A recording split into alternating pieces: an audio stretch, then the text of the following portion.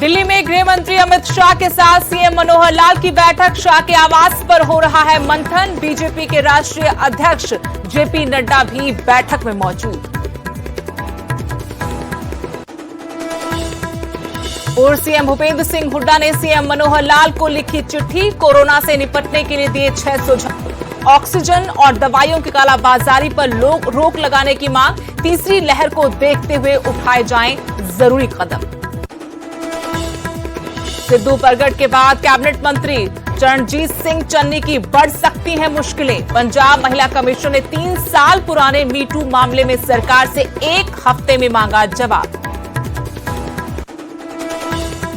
कांग्रेस विधायक परगट सिंह का बड़ा दावा। कहा, मुझे सेक्रेटरी के जरिए दी गई धमकियां। मैं डरने वाला नहीं, जिसको जो करना है कर ले।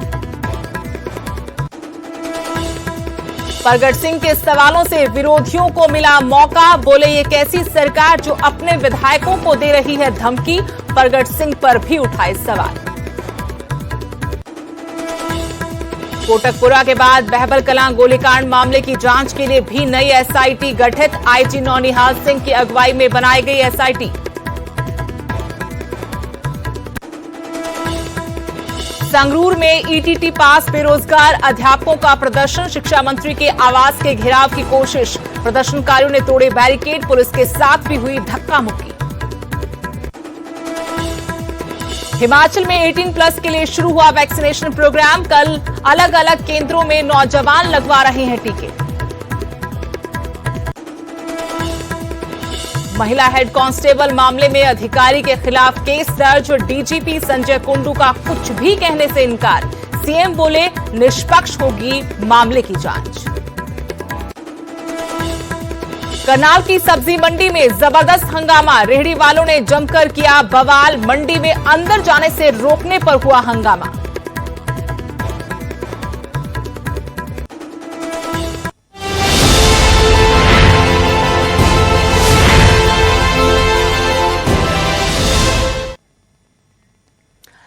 नमस्कार, आपके साथ मैं हूं स्तेश नैन मोर और सीधे आपको ले चलते हैं मेरे सहयोगी पंकज कपाही के पास, जिनके साथ इस वक्त कांग्रेस सांसद प्रताप सिंह बाजवा जुड़े हैं। पंकज,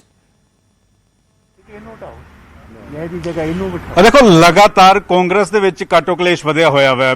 ਪ੍ਰਗਟ ਸਿੰਘ ਨੇ ਤਾਂ ਇੱਥੋਂ ਤੱਕ ਕਹਿ ਦਿੱਤਾ ਕਿ ਮੁੱਖ ਮੰਤਰੀ ਜਿਹੜੇ ਨੇ ਉਹਨਾਂ ਦੇ ਇੱਕ ਐਡਵਾਈਜ਼ਰ ਵੱਲੋਂ ਧਮਕੀ ਦਿੱਤੀ ਗਈ। ਕੈਪਟਨ ਸੰਦੀਪ ਸੰਧੂ ਵੱਲੋਂ ਧਮਕੀ ਦਿੱਤੀ ਗਈ ਕਿ ਫਾਈਲਾਂ ਤਿਆਰ ਨੇ। ਦੂਜੇ ਪਾਸੇ ਅਸੀਂ ਚਰਨਜੀਤ ਸਿੰਘ ਚੰਨੀ ਦਾ ਦੇਖਿਆ ਕਿ ਕਿਸ ਤਰੀਕੇ ਨਾਲ ਮੀਟੂ ਮਾਮਲਾ ਸਾਹਮਣੇ ਆਇਆ ਔਰ ਨਵਜੋਤ ਸਿੰਘ ਸਿੱਧੂ ਵਿਜੀਲੈਂਸ ਜਿਹੜੀ ਉਹ ਜਾਂਚ ਕਰ ਰਹੀ ਹੈ। बाकी कांग्रेस किस तरीके नाल देख रही है, सीनियर लीडर किस तरीके नाल देख रहे हैं और दिल्ली इस वेले की सोच रही है, प्रताप सिंह बाजवा होरां तो जान लेने।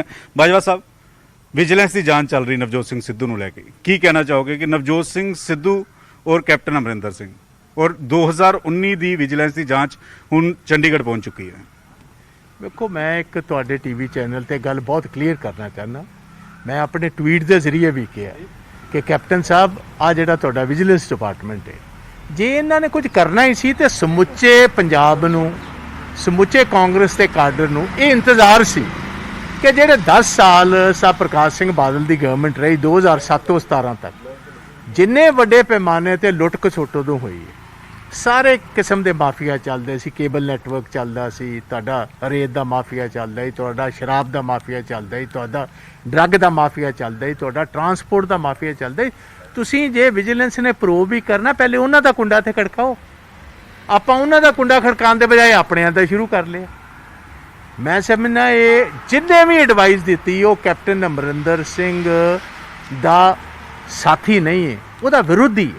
उन्हें कैप्टन अमरिंदर सिंह नूं ते कांग्रेस की पोजीशन कमज़ोर करने वास्ते किया। तां ही मैं ट्वीट च कहा सी, इल एडवाइस्ड, इल टाइम्ड क्योंकि इस टाइम सारे देश दे विच कोरोना पैंडमिक है। विशेष तौर पंजाब दे विच पिंडां दे विच कस्बियां दे विच हज़ारां दी तादाद च या सैकड़ियां दी तादाद दे विच लोग बीमार हो रहे हैं। कई तुसीं कोई पिंड इहो जिहा नहीं रह गया जिथे 1-1, 2-2, 3-3 सानूं इस टाइम बदकिस्मती दियां रोज़ खबरां आ रही ने कि बंदे जिहड़े ने ना उत्थे बैड है कोरोना दे विच, ना ऑक्सीजन अवेलेबल, ना उत्थे तुहाडे की कहंदे ने वेंटिलेटर्स अवेलेबल ने, ना उत्थे ऑक्सीजन दे जिहड़े सिलेंडर्स अवेलेबल ने, ना कॉन्सनट्रेटर्स ने, ना पीपी किट्स ने। ਨਾ ਵੈਕਸੀਨੇਸ਼ਨਸ ਨੇ, ਨਾ ਟੀਕੇ ਨੇ। ਆ ਸਾਡਾ ਧਿਆਨ ਤੇ ਸਾਰੇ ਦਾ ਸਾਰਾ ਉਧਰ ਹੋਣਾ ਚਾਹੀਦਾ। ਆਪਾਂ ਆਪਣੇ ਜੇ ਸਾਥੀਆਂ ਨੂੰ ਟਾਰਗੇਟ ਕਰਾਂਗੇ, ਨਾਲੇ ਵਿਸ਼ੇਸ਼ ਤੌਰ ਜਿਸ ਤਰ੍ਹਾਂ ਸਾ ਪ੍ਰਗਟ ਸਿੰਘ ਦਾ ਹੈ, ਬੜੀ ਬਦਕਿਸਮਤੀ ਦੀ ਗੱਲ ਹੈ ਕਿ ਇੱਕ ਚੀਫ ਮਿਨਿਸਟਰ ਆਫਿਸ ਦਾ ਇੱਕ OSD ਡਾਇਰੈਕਟਲੀ ਕਾਲ ਇੱਕ ਸੈਕਿੰਡ ਟਾਈਮ MLA ਨੂੰ ਕਰੇ ਔਰ ਫਿਰ ਉਸ ਨੂੰ ਇੱਕ ਧਮਕੀ ਦੇ ਕਿ ਜੇ ਤੂੰ ਬੰਦੇ ਦਾ ਪੁੱਤਰ ਨਹੀਂ ਬਣਦਾ ਤੇ ਤੇਰੇ ਕਾਗਜ਼ ਅਸੀਂ ਤਿਆਰ ਬਣ ਰਹੇ। ਮੈਂ ਇਹ ਕਦੀ ਸੁਣੀਆ ਹੀ ਨਹੀਂ ਸੀ। ਲੋਕ ਰਾਜ ਦੇ ਵਿੱਚ ਵੱਡੇ ਤੋਂ ਵੱਡੇ ਪਾਰਟੀਆਂ ਦੇ ਵਿੱਚ ਆਪਸ 'ਚ ਬਹੁਤ ਵੱਡੇ ਆਪਸ ਦੇ ਵਿੱਚ ਡਿਫਰੈਂਸਸ ਹੋ ਜਾਂਦੇ ਨੇ, ਬਟ ਇੱਥੋਂ ਤੱਕ ਕਦੀ ਨਹੀਂ ਗਿਆ। ਮੈਂ ਅੱਜ ਤੁਹਾਡੇ TV ਕੈਮਰਾ ਦੇ ਜ਼ਰੀਏ ਕੈਪਟਨ ਅਮਰਿੰਦਰ ਸਿੰਘ ਨੂੰ ਇਹ ਗੱਲ ਕਹਾਂਗਾ, ਕੈਪਟਨ ਸਾਹਿਬ ਪਾਰਟੀ ਬਹੁਤ ਵੱਡੇ ਪੈਮਾਨੇ ਤੇ ਡੈਮੇਜ ਹੋ ਰਹੀ ਹੈ।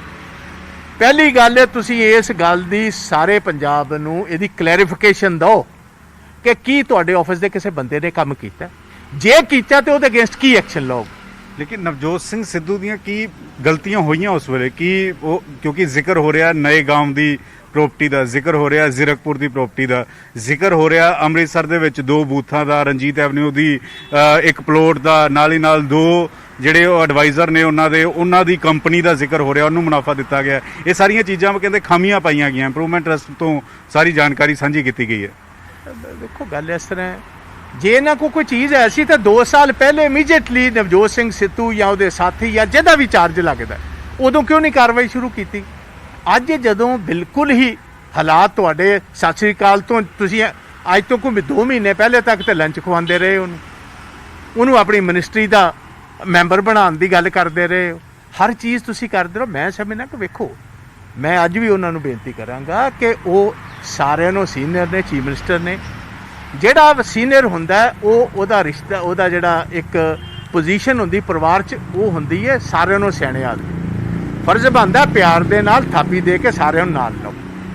ਜੇ ਨਾ ਲਾਓਗੇ ਤੇ ਇਹਦੇ ਵਿੱਚ ਵੱਡਾ ਨੁਕਸਾਨ ਕਾਂਗਰਸ ਦਾ ਹੋਏਗਾ ਤੇ ਹਮੇਸ਼ਾ ਰਾਜ ਕਰਨ ਵਾਲੇ ਦਾ ਹਮੇਸ਼ਾ ਹੀ ਪੰਕਜ ਜੀ ਜ਼ਿਆਦਾ ਨੁਕਸਾਨ ਹੁੰਦਾ। ਲੇਕਿਨ ਸਿੱਧੂ ਦੀ ਭੂਮਿਕਾ ਨੂੰ ਤੁਸੀਂ ਦੇਖ ਕਿਵੇਂ ਰਹੇ ਹੋ? ਜਿਵੇਂ ਸਿੱਧੂ ਨੇ ਆਪਣੀ ਇੱਕ ਲਾਈਨ ਫੜੀ ਹੋਈ ਹੈ, ਉਹ ਲਗਾਤਾਰ ਬੇਅਦਬੀ ਤੇ ਮੁੱਖ ਮੰਤਰੀ ਤੇ ਨਿਸ਼ਾਨਾ ਸਾਧ ਰਹੇ ਹੈ, ਇਨਸਾਫ ਦਿਓ। ਕੱਲ ਅਸੀਂ ਦੇਖਿਆ 6 ਗ੍ਰਿਫਤਾਰੀਆਂ ਵੀ ਹੋ ਗਈਆਂ। ਦੂਜੇ ਪਾਸੇ ਸਿੱਧੂ ਦੀਆਂ ਫਾਈਲਾਂ ਖੁੱਲ ਗਈਆਂ ਨੇ। ਸਿੱਧੂ ਦੀ 2022 ਚ ਭੂਮਿਕਾ ਤੁਸੀਂ ਕਿਸ ਤਰੀਕੇ ਦੇ ਨਾਲ ਦੇਖ ਰਹੇ ਹੋ? ਕਿਉਂਕਿ ਸੁਖਜਿੰਦਰ ਰੰਧਾਵਾ ਹੋਰਾਂ ਨੇ ਕੱਲ ਕਿਹਾ ਕਿ ਸਿੱਧੂ ਕਾਂਗਰਸਮੈਨ ਹੈ, ਕਾਂਗਰਸ 'ਚ ਹੀ ਰਹਿਣਗੇ। ਦੇਖੋ ਇਸ ਗੱਲ ਦਾ ਮੈਨੂੰ ਵੀ ਯਕੀਨ ਹੈ, ਸਾਨੂੰ ਵੀ ਨਵਜੋਤ ਸਿੰਘ ਸਿੱਧੂ ਨੇ ਯਕੀਨ ਦਿਵਾਇਆ ਕਿ ਮੈਂ ਹਰ ਰੋਜ਼ ਹੁਣ ਜਮਾਤ ਤੇ ਬਦਲਣੀ ਨਹੀਂ, ਪਾਰਟੀ ਮੈਂ ਬਦਲਣੀ, ਮੈਂ ਕਾਂਗਰਸ 'ਚ ਹੀ ਰਵਾਂਗਾ। ਮੈਂ ਸਮਝਦਾ ਕਿ ਇਸ ਕਿਸਮ ਦਾ ਰੂਪ ਰੇਖਾ ਅਖਤਿਆਰ ਕਰਨੀ ਪਾਰਟੀ ਵਾਸਤੇ ਬੜੇ ਅਫਸੋਸ ਦੀ ਗੱਲ ਹੈ ਐਂਡ ਇਸ ਨਾਜ਼ੁਕ ਘੜੀ ਦੇ ਵਿੱਚ ਇਹ ਕੰਮ ਨਹੀਂ ਕਰਨਾ ਚਾਹੀਦਾ। ਸਾਨੂੰ ਇਕੱਠੇ ਹੋਣ ਦੀ ਜ਼ਰੂਰਤ ਹੈ। ਜਿਹੜਾ ਵਿਜੀਲੈਂਸ ਦਾ ਰੋਲ ਹੈ ਤੁਹਾਨੂੰ ਸ਼ੁਰੂ ਤੋਂ ਪਤਾ ਹੈ, ਜਦੋਂ ਦੀ ਇਹ ਭਾਵੇਂ ਵਿਜੀਲੈਂਸ ਬਣੀ ਹੈ ਜਾਂ ਸੈਂਟਰ ਦੇ ਵਿੱਚ। ਤੁਸੀਂ ਅੱਜ ਹੀ ਵੇਖੋ ਵੈਸਟ ਬੰਗਾਲ ਦੇ ਵਿੱਚ 2 ਕੈਬਨਿਟ ਮਿਨਿਸਟਰ ਜਿਨ੍ਹਾਂ ਨੇ ਅਜੇ ਸਹੁੰ ਚੁੱਕੀ ਨੂੰ 3 ਦਿਨ ਹੋਏ ਨੇ, CBI ਉਹਨਾਂ ਨੂੰ ਗ੍ਰਿਫਤਾਰ ਕਰ ਲਿਆ। ਜੇ ਕੰਮ ਹੀ ਆਪਾਂ ਕਰਾਂਗੇ ਤਾਂ ਤੁਹਾਡੇ ਸਾਰੇ ਇੰਸਟੀਟਿਊਸ਼ਨ ਹੀ ਤਬਾਹ ਹੋ ਜਾਣਗੇ। ਅੱਜ ਇਹ ਜਿਹੜੀ ਵਿਜੀਲੈਂਸ ਗਲਤ ਇਸਤੇਮਾਲ ਕਰ ਰਹੀ ਹੈ, ਸਿੱਧੂ ਅਗਰ ਸਹੀ ਹੈ, ਤੁਸੀਂ ਸਿੱਧੂ ਦੇ ਨਾਲ ਖੜੇ ਹੋ, ਤੁਸੀਂ ਇਹ ਜਾਣਕਾਰੀ ਹਰੀਸ਼ ਰਾਵਤ ਨੂੰ ਜਾਂ ਦਿੱਲੀ ਤੁਸੀਂ ਇਹ ਜਾਣਕਾਰੀ ਦਿੱਤੀ ਹੈ ਕਿ ਵਿਜੀਲੈਂਸ ਦਾ ਗਲਤ ਇਸਤੇਮਾਲ ਹੋ ਰਿਹਾ, ਇਸ ਤਰੀਕੇ ਨਾਲ ਨਹੀਂ ਹੋਣਾ ਚਾਹੀਦਾ। ਕੱਲ ਨੂੰ ਕੋਈ ਵੀ ਲੀਡਰ ਬੋਲਦਾ, ਤੁਸੀਂ ਬੋਲਦੇ ਹੋ, ਕੱਲ ਨੂੰ ਸ਼ਾਇਦ ਤੁਹਾਡੇ ਵੀ ਫਾਈਲਾਂ ਜਿਹੜੀਆਂ ਉਹ ਖੁੱਲ ਜਾਣ। ਮੈਂ ਤੇ ਕਹਿੰਦਾ ਸਾਡੀ ਲਿਆਓ ਤੇ ਸਹੀ ਕਿਤੇ ਫਾਈਲ, ਸਾਡੀ ਫਾਈਲ ਕਿਤੇ ਕੱਢਣ ਦੀ ਜ਼ਰੂਰਤ ਹੈ ਕਿਸੇ ਦੀ। ਅਸੀਂ ਤੇ ਕਾਲੇ ਪਾਣੀ ਦੇ ਪਿਛਲੇ 15 ਸਾਲਾਂ ਦੇ ਰਹਿ ਰਹੇ ਹਾਂ। ਜੇ ਉੱਥੇ ਕੋਈ ਕਾਲੇ ਪਾਣੀ 'ਚ ਫਾਈਲ ਬਣਦੀ ਤੇ ਲਿਆਓ, ਲਿਆਓ। ਮੈਂ ਤੇ ਅੱਗੇ ਇਹਨਾਂ ਨੂੰ ਗੱਲ ਕਹੀ ਹੈ ਕਿ ਉਹ ਹਾਲਾਤ ਨਾ ਪੈਦਾ ਕਰ ਦਿਓ ਜਿਹੜੇ ਇਜ਼ਰਾਈਲ ਦੇ ਤੇ ਪੈਲਸਟੀਨ ਦੇ ਹੋਏ ਨੇ। ਇਹ ਜੋ ਮਸਾਇਲਾਂ ਛੱਡਣੀਆਂ ਸ਼ੁਰੂ ਹੋਈਆਂ ਤੇ ਜਿਹੜੇ ਸ਼ੀਸ਼ੇ ਦੇ ਘਰਾਂ 'ਚ ਲੋਕ ਰਹਿੰਦੇ ਨੇ ਉਹਨਾਂ ਨੂੰ ਸਾਰਿਆਂ ਨੂੰ ਵੱਧ ਨੁਕਸਾਨ ਹੁੰਦਾ। ਤਾਂ ਹੀ ਇਹਨਾਂ ਨੂੰ ਮੈਂ ਕਹਿ ਰਿਹਾ ਸੰਜਮ ਵਰਤੋ, ਸੰਜਮ ਵਰਤੋ। ਤੇ ਤੈਨੂੰ ਪਤਾ ਹੈ ਪੰਕਜ, ਅਸੀਂ ਤੇ ਜਿਹੜੇ ਆ ਅਸੀਂ ਤੇ ਲਾਈਨ ਗੱਡ ਕੇ ਆਪਣੀ ਲਾਈਨ ਖਿੱਚ ਕੇ ਕਿਲਾ ਗੱਡ ਕੇ ਲੜ ਰਹੇ ਆ 4.5 ਸਾਲ। ਤੁਹਾਨੂੰ ਡਰ ਨਹੀਂ ਕੋਈ ਤੁਹਾਡੀ ਫਾਈਲ ਖੋਲ ਜੇ ਜਾਂ ਕੋਈ? ਸਾਡੇ ਤੇ ਡਰ ਕੋਲ ਦੀ ਵੀ ਨਹੀਂ ਟੱਪਦਾ, ਨਾ ਹੀ ਕਦੀ ਡਰੇ, ਨਾ ਸਾਡੇ ਨਾਲ ਤੇ ਪਿਆਰ ਨਾਲ ਤੇ ਕੋਈ ਭਾਵੇਂ ਰਿਸ਼ਤਾ ਬਣਾ ਲੇ, ਡਰਾ ਧਮਕਾ ਕੇ ਜਿਹੜਾ ਫਿਰ ਸਾਡੇ ਨਾਲ ਕੰਮ ਕਰੇਗਾ ਉਹਨੂੰ ਪਤਾ ਹੀ ਨਹੀਂ ਉਹ ਫਿਰ ਆਪਣੇ ਵਾਸਤੇ ਖੁੱਲਣ ਕੀ ਲੱਗੇ। ਸਿੱਧੂ ਤੇ ਕੈਪਟਨ ਹੁਣ ਲੱਗ ਨਹੀਂ ਰਿਹਾ ਕਿ 22 ਚ ਇਕੱਠੇ ਹੋਣਗੇ। 22 ਚ ਫਿਰ ਕਾਂਗਰਸ ਚੱਲੇਗੀ ਕਿਵੇਂ? ਸਿੱਧੂ ਅਗਵਾਈ, ਕੈਪਟਨ ਅਗਵਾਈ, ਪ੍ਰਤਾਪ ਅਗਵਾਈ, ਜਾਂ ਇਹ ਤਿੰਨੇ ਕੰਬੀਨੇਸ਼ਨ ਚੱਲੇਗਾ ਕਿਵੇਂ? ਜਾਂ ਫਿਰ ਕਿਸੇ ਨੂੰ ਤਾਂ ਇੱਕ ਆਪਣੀ ਲਾਈਨ ਚੁਣਨੀ ਪਏਗੀ। ਤੁਸੀਂ ਕਹਿ ਰਹੇ ਹੋ ਕਿ ਸਿੱਧੂ ਨਹੀਂ ਜਾ ਰਹੇ, ਭਰੋਸਾ ਦੇ ਦਿੱਤਾ, ਕੈਪਟਨ ਕਹਿ ਰਹੇ ਬੂਹੇ ਬੰਦ ਹੈ, ਤਾਂ ਫਿਰ 2022 ਦੀ ਲਾਈਨ ਚੱਲੇਗੀ ਕਿਵੇਂ? ਜਦੋਂ ਇਹ ਸਾਰੇ ਜਿਹੜੇ ਤੂੰ ਨਾਂ ਲਏ ਨੇ ਮੇਰੇ ਸਮੇਤ, ਜਦੋਂ ਇਹ ਨਹੀਂ ਸੀ ਉਦੋਂ ਕਾਂਗਰਸ ਨਹੀਂ ਸੀ ਚੱਲਦੀ। ਜਦੋਂ ਅਸੀਂ ਨਹੀਂ ਰਹਾਂਗੇ ਕਾਂਗਰਸ ਚੱਲੇਗੀ ਨਹੀਂ। ਕਾਂਗਰਸ ਜਿਹੜੀ ਪਾਰਟੀਆਂ ਨੇ ਉਹ ਲੀਡਰ ਬਣਾਉਂਦੀਆਂ ਨੇ। ਮੈਂ ਤੁਹਾਨੂੰ ਇਸ ਕੈਮਰੇ ਤੇ ਫੇਰ ਕਹਿ ਰਿਹਾ, ਗਲਤ ਫਹਿਮੀ ਹੈ ਲੀਡਰਾਂ ਨੂੰ ਕਿ ਸਾਡੇ ਕਾਰਨ ਪਾਰਟੀਆਂ ਚੱਲਦੀਆਂ। ਮੈਂ ਤੁਹਾਡੇ ਕੈਮਰਾ ਤੇ ਕਹਿ ਰਿਹਾ, ਪਾਰਟੀਆਂ ਜਿਹੜੀਆਂ ਨੇ ਉਹ ਆਪਣੀ ਆਈਡੀਓਲੋਜੀ ਨਾਲ ਚੱਲਦੀਆਂ, ਆਪਣੇ ਕਾਡਰ ਨਾਲ ਚੱਲਦੀਆਂ, ਆਪਣੇ ਵਰਕਰ ਨਾਲ ਚੱਲਦੀਆਂ। ਭਾਵੇਂ ਕੋਈ ਵੀ ਸਾਡੇ ਚੋਂ ਰਿਪਲੇਸ ਹੋ ਜਾਏ, ਐਨੀਬਡੀ ਜਿਹੜਾ ਸਮਝਦਾ ਕਿ ਮੈਂ ਇਸ ਟਾਈਮ ਇਰਰਿਪਲੇਸੇਬਲ ਹਾਂ, ਕਿ ਮੇਰੀ ਜਗ੍ਹਾ ਤੇ ਹੋਰ ਕੋਈ ਪਾਰਟੀ ਨਹੀਂ ਚਲਾ ਸਕਦਾ, ਬਿਲਕੁਲ ਵੱਡੀ ਗਲਤਫਹਿਮੀ। ਹੁਣ ਮੁੱਦਾ ਪੰਜਾਬ 'ਚ ਬੇਅਦਬੀ ਰਹੇਗਾ ਜਾਂ ਵਿਜੀਲੈਂਸ ਰਹੇਗਾ? ਕਿਉਂਕਿ ਹੋਰ ਵੀ ਅਗਰ ਪ੍ਰਗਟ ਸਿੰਘ ਕਹਿ ਰਹੇ ਕਿ ਫੋਨ ਆਏ, ਫੋਨ ਤਾਂ ਹੋਰ ਲੀਡਰਾਂ ਨੂੰ ਵੀ ਆਏ ਹੋਣੇ ਆ ਜਿਹੜੇ ਅੱਖਾਂ ਦਿਖਾ ਰਹੇ ਆ, ਤੇ ਸ਼ਾਇਦ ਤੁਹਾਨੂੰ ਵੀ ਪਤਾ ਹੋਣਾ। ਦੇਖੋ ਮੈਨੂੰ ਕਿਸੇ ਗੱਲ ਦਾ ਪਤਾ ਨਹੀਂ, ਮੈਂ ਤੇ ਇੱਕੋ ਗੱਲ ਹੈ, ਜਿਹਨੂੰ ਵੀ ਫੋਨ ਆਏਗਾ ਵਿਜੀਲੈਂਸ ਡਰਾਏਗੀ, ਧਮਕਾਏਗੀ, ਪ੍ਰਤਾਪ ਸਿੰਘ ਬਾਜਵਾ ਦੇ ਘਰ ਦੇ ਬਾਹਰ ਖਲੋਤਾ ਪਾਓਗੇ। ਪ੍ਰਤਾਪ ਸਿੰਘ ਬਾਜਵਾ ਹਰ ਕਾਂਗਰਸਮੈਨ ਜਿਹੜਾ ਸੱਚਾਈ ਦੀ ਜੰਗ ਲੜ ਰਿਹਾ, ਜਿਹੜੇ ਗੁਰੂ ਮਹਾਰਾਜ ਸਾਹਿਬ, ਜਿਹੜੀ ਗੁਰੂ ਗ੍ਰੰਥ ਸਾਹਿਬ ਦੇ ਜਿਹੜੀ ਬੇਅਦਬੀ ਹੋਈ ਹੈ ਜਾਂ ਗੋਲੀ ਕਾਂਡ ਹੋਇਆ, ਉਹਨਾਂ ਦੇ ਦੋਸ਼ੀਆਂ ਨੂੰ ਕਟਹਿਰੇ ਤੱਕ ਪਹੁੰਚਾਉਣ ਦੀ ਗੱਲ ਜਿਹੜਾ ਆਦਮੀ ਵੀ ਕਰਦਾ, ਜਿਹਦੇ ਨਾਲ ਵੀ ਕੋਈ ਏਜੰਸੀ ਬਦਸਲੂਕੀ ਕਰਨ ਦੀ ਕੋਸ਼ਿਸ਼ ਕਰੇਗੀ, ਪ੍ਰਤਾਪ ਸਿੰਘ ਬਾਜਵਾ ਉਹਦੀ ਪਿੱਠ ਪਿੱਛੇ ਹੋਏਗਾ, ਉਹਦੇ ਦਰਵਾਜ਼ੇ ਤੇ ਖੜਾ। ਪ੍ਰਗਟ ਸਿੰਘ ਨਾਲ ਅੱਜ ਗੱਲ ਹੋਈ, ਜੋ ਉਹਨਾਂ ਨੇ ਕਿਹਾ ਮੈਨੂੰ ਟੈਲੀਫੋਨ ਆਇਆ, ਤੁਸੀਂ ਅਗਰ ਨਾਲ ਖੜੇ ਹੋਣ ਦੀ ਗੱਲ ਕਰਦੇ ਹੋ, ਉਹਨਾਂ ਨੂੰ ਉਹਨਾਂ ਦੇ ਘਰੇ ਜਾ ਕੇ ਉਹਨਾਂ ਨੂੰ ਸਪੋਰਟ ਦਿਓਗੇ, ਹਮਾਇਤ ਦਿਓਗੇ ਕਿ ਡਰਨ ਦੀ ਲੋੜ ਨਹੀਂ ਹੈ, ਮੈਂ ਨਾਲ ਖੜਾ? ਮੈਂ ਤੇ ਓਪਨ ਸਾਰੇ ਟੀਵੀ ਚੈਨਲਸ ਤੇ ਦੇ ਦਿੱਤਾ, ਗੱਲ ਵੀ ਮੇਰੀ ਹੋ ਗਈ।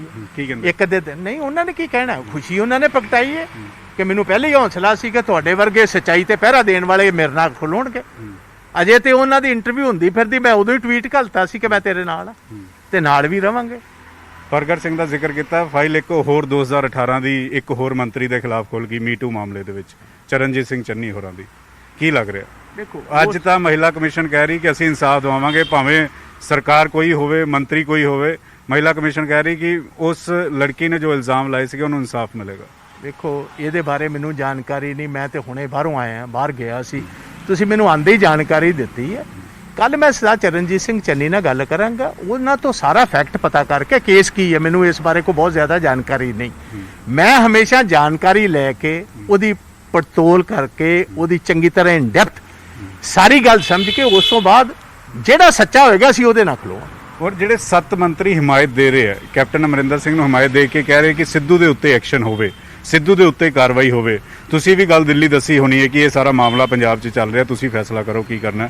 ਜਿਹੜੇ 7 ਮੰਤਰੀ ਕਹਿ ਰਹੇ ਕਿ ਸਿੱਧੂ ਦੇ ਐਕਸ਼ਨ ਹੋਵੇ, ਕਿਸ ਤਰੀਕੇ ਨਾਲ ਦੇਖਦੇ ਹੋ? ਦੇਖੋ ਮੈਂ ਉਹਨਾਂ ਨੂੰ ਅਪੀਲ ਕਰਾਂਗਾ, ਉਹ ਮੇਰੇ ਹੀ ਭਰਾ ਨੇ, ਮੇਰੇ ਕੁਲੀਗਸ ਰਹੇ ਨੇ, ਮੈਂ ਪਾਰਟੀ ਪ੍ਰੈਜ਼ੀਡੈਂਟ ਰਿਹਾ, ਮੇਰਾ ਸਾਰਿਆਂ ਨੇ ਮੇਰੇ ਨਾਲ ਕੰਮ ਕੀਤਾ। ਮੈਂ ਗੁਜ਼ਾਰਿਸ਼ ਕਰਾਂਗਾ ਕਿ ਅਸੀਂ ਮੁੱਦਿਆਂ ਤੇ ਅਸੀਂ ਗੁਰੂ ਮਹਾਰਾਜ ਸਾਹਿਬ ਨਾਲ ਕੀਤਾ ਹੋਇਆ ਵਾਅਦਾ ਜਿਹੜਾ, ਉਹਦੀ ਵਾਅਦਾ ਖਿਲਾਫੀ ਨਹੀਂ ਹੋਣ ਦੇਣੀ। ਜੇ ਤੁਸੀਂ ਸਾਡੇ ਨਾਲ ਹੋ, ਜੇ ਤੁਸੀਂ ਇਸ ਗੱਲ ਚਾਹੁੰਦੇ ਹੋ ਕਿ ਗੁਰੂਆਂ ਨਾਲ ਕੀਤਾ ਵਾਅਦਾ ਨਿਭਾਇਆ ਜਾਏ, ਤੇ ਫਿਰ ਤਗੜੇ ਹੋ ਕੇ ਲਾਈਨ ਖਿੱਚੀ ਇੱਕ ਪਾਸੇ ਕਰੋ। ਮੈਂ ਉਹਨਾਂ ਨੂੰ ਵੀ ਗੁਜ਼ਾਰਿਸ਼ ਕਰਾਂਗਾ ਮੁੱਦਿਆਂ ਤੇ 6 ਗ੍ਰਿਫਤਾਰੀਆਂ ਕੱਲ ਐਸਆਈਟੀ ਨੇ ਕੀਤੀਆਂ, ਕਿਵੇਂ ਦੇਖਦੇ ਹੋ ਉਹਨਾਂ ਗ੍ਰਿਫਤਾਰੀਆਂ ਨੂੰ? ਕਿਵੇਂ ਦੇਖ ਰਹੇ ਹੋ? ਉਹ ਛੋਟੇ ਵੀਰ, ਗ੍ਰਿਫਤਾਰੀ ਤੇ ਵੱਡੇ ਬਾਦਲ ਦੀ ਮੰਗ ਰਹੇ ਅਸੀਂ, ਛੋਟੇ ਬਾਦਲ ਦੀ ਮੰਗ ਰਹੇ ਆ, ਸੁਮੇਧ ਸਿੰਘ ਸੈਣੀ ਦੀ ਮੰਗ ਰਹੇ ਆ। ਇਹ ਫੜ ਲੈ, ਬਹੁਤ ਚੰਗਾ ਕੀਤਾ, ਇਹ ਤੇ 6 ਸਾਲ ਪਹਿਲੇ ਫੜਨੇ ਚਾਹੀਦੇ ਸੀ। ਇਹਨਾਂ ਦੀ ਆਰਗੇਨਾਈਜੇਸ਼ਨ ਜਿਹੜੀ ਕੌਣ ਰਨ ਕਰ ਰਿਹਾ, ਸਾਰੀ ਗੱਲ ਸਾਫ਼ ਕਰੋ। ਅਸੀਂ ਮੰਗ ਕਰ ਰਹੇ ਆ ਜਿਨ੍ਹਾਂ ਨੇ ਗੋਲੀਆਂ ਚਲਵਾਈਆਂ ਸੀ, ਇਹ ਫੜੇ ਨੇ। ਵੇਖੋ ਜੇ ਇਹਨਾਂ ਨੇ ਕੋਈ ਕੰਮ ਕੀਤਾ ਸੀ, ਸਾਡੀ ਆਪਣੀ ਗਵਰਨਮੈਂਟ, ਅਸੀਂ ਵੈਲਕਮ ਕਰਨੇ, ਬਟ ਜਿਨ੍ਹਾਂ ਦੀ ਗ੍ਰਿਫਤਾਰੀਆਂ ਸਮੁੱਚਾ ਪੰਜਾਬੀ ਜਗਤ ਮੰਗਦਾ ਦੁਨੀਆ ਭਰ, ਉਹ ਇਸ ਦਾ ਪ੍ਰਕਾਸ਼ ਸਿੰਘ ਬਾਦਲ, ਉਹ ਸੁਖਬੀਰ ਸਿੰਘ ਬਾਦਲ ਤੇ ਸੁਮੇਧ ਸਿੰਘ ਸੈਣੀ, ਜਦੋਂ ਉਹ ਗ੍ਰਿਫਤਾਰ ਹੋਣਗੇ ਫਿਰ ਪੰਜਾਬ 'ਚ ਦੀਵਾਲੀ ਚੱਲੇਗੀ। ਇੱਕ 2022 'ਚ ਹੁਣ ਕਮਾਨ ਕਿਸ ਦੇ ਹੱਥ ਹੋਏਗੀ ਜਾਂ ਉਸ ਤੋਂ ਪਹਿਲਾਂ ਕੋਈ ਕਮਾਨ ਵਿਗੜ ਸਕਦੀ ਹੈ?